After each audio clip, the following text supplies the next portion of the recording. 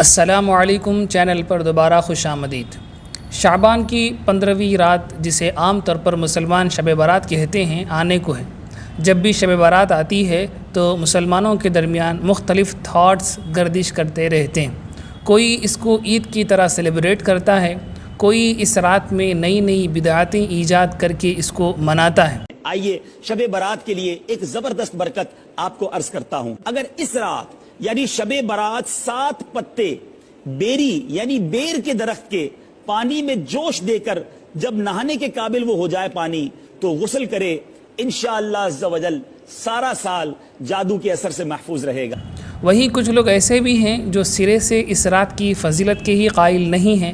وہ لوگ کہتے ہیں کہ یہ بدعت ہے، اس کی اسلام میں کوئی حقیقت نہیں ہے۔ کہتے ہیں وہ 15ویں شعبان کو، اس کا کوئی ثبوت نہیں ہے، نہ روزوں کا ثبوت ہے، نہ نمازوں کا ثبوت ہے، نہ رات میں جا کر کے قبر پر طرح طرح کی حرکتیں کرنے کا کوئی ثبوت ہے۔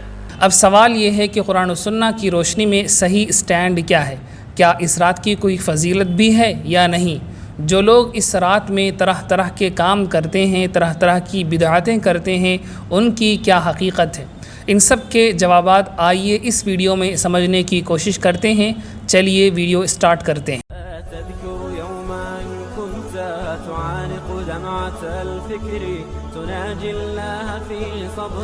شب برات کی فضیلت سچ مچ پروون بھی ہے یا نہیں؟ اس سوال کا جواب ڈھونڈنے سے پہلے یہ بات کلیئرلی سمجھ لینی چاہیے کہ کسی بھی پرٹیکولر چیز میں کوئی بھی فضیلت ہے یا نہیں، اس بات کو جاننے کا اسلام میں ایک ہی طریقہ ہے۔ وہ یہ ہے کہ اس پرٹیکولر چیز کی فضیلت پر کوئی شرعی دلیل موجود ہو۔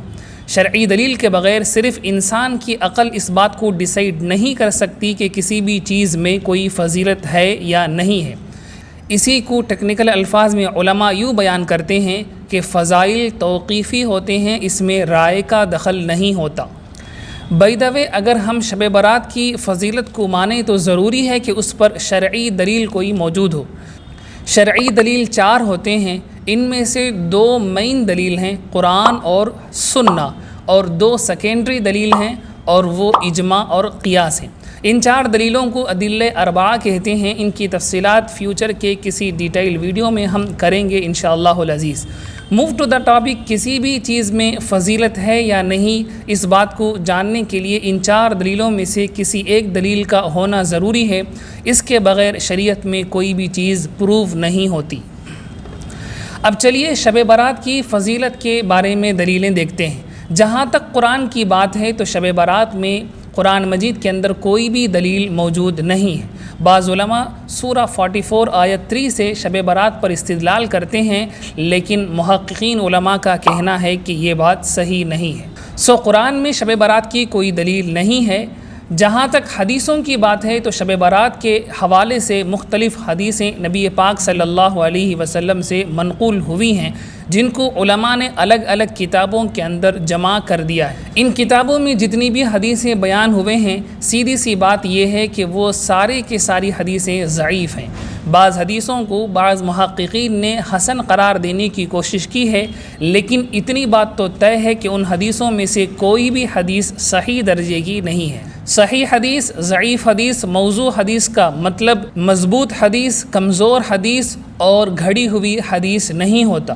جیسا کہ بعض لوگ سمجھ جاتے ہیں کہ صحیح حدیث کا مطلب آتھنٹک حدیث، اور ضعیف حدیث کا مطلب ویک حدیث، اور موضوع حدیث کا مطلب فیبریکیٹڈ حدیث۔ ایسا سمجھنا غلط ہے، بلکہ صحیح، حسن، ضعیف، موضوع، یہ سب علوم الحدیث کی ٹرمنالوجی اور اس کی اصطلاحات ہیں، جن کی اپنی اپنی میننگز فکس ہیں۔ ٹرمنالوجی اور اصطلاحات کا ترجمہ کرنا غلط ہے۔ یہ سب ٹرمنالوجیز اور اصطلاحات ہیں، ٹرمنالوجیز اور اصطلاحات کا ترجمہ کرنا غلط ہے۔ جیسے زکوٰۃ کا لٹرلی معنی ہے پاک کرنا۔ اسلامک ٹرمنالوجی میں زکوٰۃ کا مطلب ہے مالدار آدمی کا سالانہ صدقہ نکالنا۔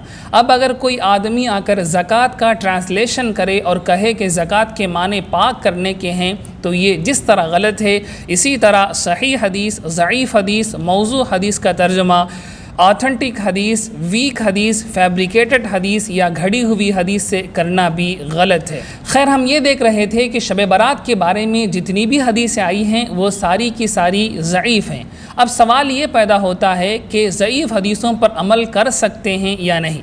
इसका जवाब 2-3 सेंटेंस में देना बहुत मुश्किल है। उलमाए मुहक्किकीन ने इसके बारे में बहुत डिटेल्स और तफसीलात बयान की हैं।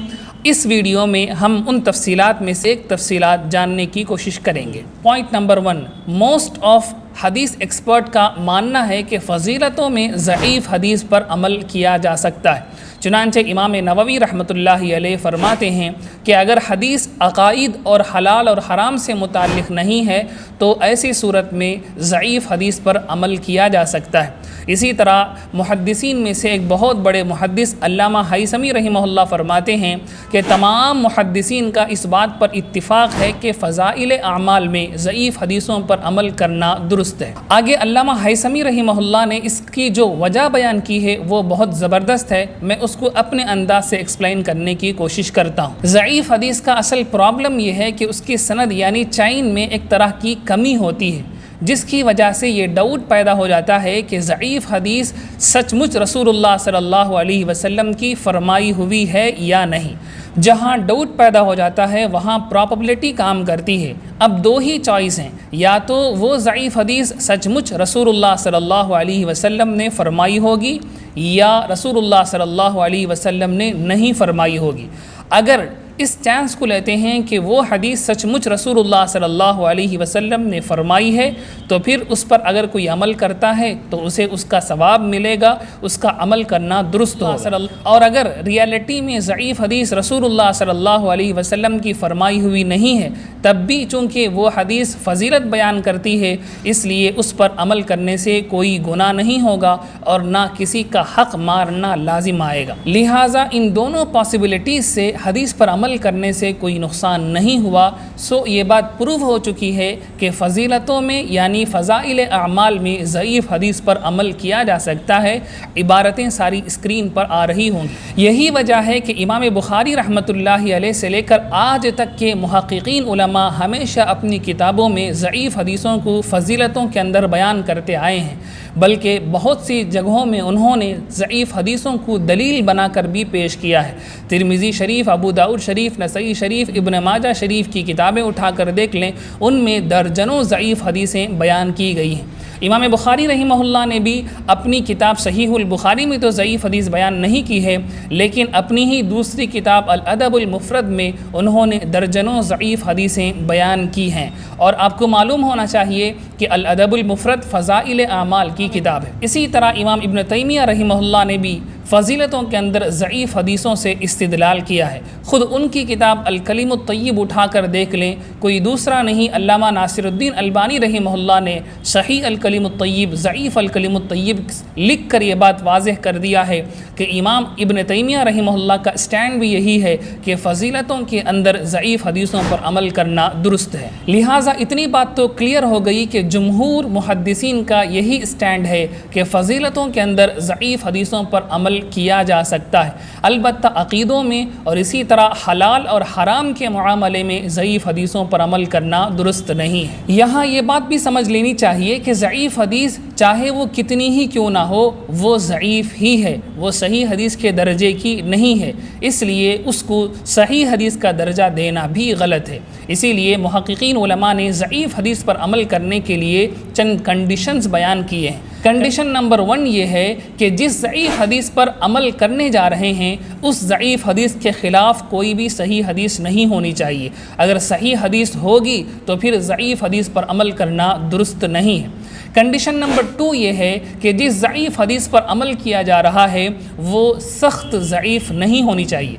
कंडीशन नंबर 3 ये है कि ज़ईफ़ हदीस से जो बात प्रूव होती है ज़रूरी है कि वो शरीयत के किसी जनरल प्रिंसिपल के अंडर आती हो। اور کنڈیشن نمبر 4 محققین علماء نے یہ بیان کیا ہے کہ ضعیف حدیث پر عمل کرتے ہوئے یہ عقیدہ رکھنا چاہیے اپنے دل میں کہ میں جو عمل کر رہا ہوں یہ رسول اللہ صلی اللہ علیہ وسلم کی سنت نہیں ہے، بلکہ میں صرف ثواب کی نیت سے عمل کر رہا ہوں۔ ان 4 کنڈیشنوں کی اور بھی تفصیلات ہیں، لیکن ویڈیو لینتھی ہو جائے گی، اس لیے ہم کسی ڈیڈیکیٹڈ ویڈیو کے اندر ان ساری تفصیلات پر انشاءاللہ العزیز ڈسکس کریں گے۔ خیر، کوئی ان 4 کنڈیشنوں کو پورا کرتے ہوئے ضعیف حدیث پر عمل کرتا ہے تو انشاءاللہ العزیز وہ کوئی غلط کام کرنے والا نہیں ہوگا، بلکہ اللہ کے یہاں اس کو ثواب بھی ملے گا۔ اب آئیں شب برات کے مسئلے کی طرف۔ شب برات کے بارے میں جتنی بھی حدیثیں آئی ہیں، جیسا کہ ہم نے ویڈیو کے سٹارٹنگ میں بیان کیا، وہ ساری کی ساری حدیثیں ضعیف حدیثیں ہیں۔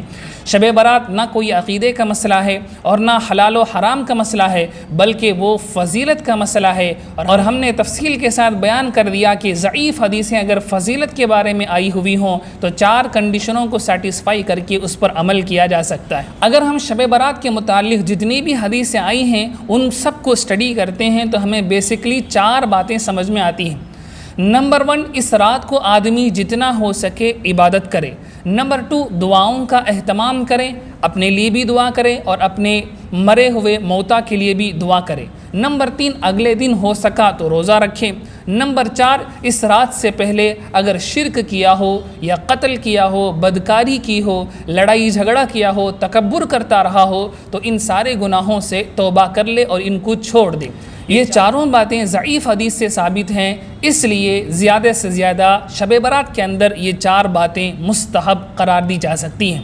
لہٰذا اگر کوئی آدمی شب برات کی فضیلت پانا چاہتا ہے تو وہ ان 4 باتوں کو سنت یا ضروری سمجھے بغیر عمل کر سکتا ہے۔ ان 4 عمل کے علاوہ کوئی بھی اچھا یا برا کام اس رات میں ثابت نہیں ہے۔ مثلا شب برات کو شب قدر کے برابر سمجھنا یا اس کو عید کی طرح سیلیبریٹ کرنا، شب برات کو مسجدوں میں جمع ہو کر اجتماعی عبادتیں کرنا یا مسجدوں کو لائٹنگوں سے سنوارنا یا مسجدوں میں جمع ہو کر صلاۃ الرغائب، صلاۃ الالفیہ، عمر قضا کے نام سے مختلف نفل نمازیں پڑھنا یا حلوے پکانا، رات میں موز اور بن لے کر بانٹنا، شام کو پانی نہانا اور گھروں کو صاف کرنا اور سمجھنا کہ مردے آئیں گے، یا یہ سمجھنا کہ شب برات مردوں کی عید ہے، یا اس طرح کے دوسرے خیالات اور دوسرے کام کرنا، اس کی شریعت میں کوئی دلیل موجود نہیں ہے۔ لہٰذا یہ سب بدعات اور خرافات ہیں، ان کا شب برات کے ساتھ کوئی تعلق نہیں ہے۔ امید کرتا ہوں یہ ویڈیو پلے پڑے گی اور پسند آئے گی۔ مزید ویڈیوز دیکھنے کے لیے ہمارے چینل کو وزٹ کریں۔ بس جی، بہت بہت شکریہ۔ السلام علیکم ورحمۃ اللہ وبرکاتہ۔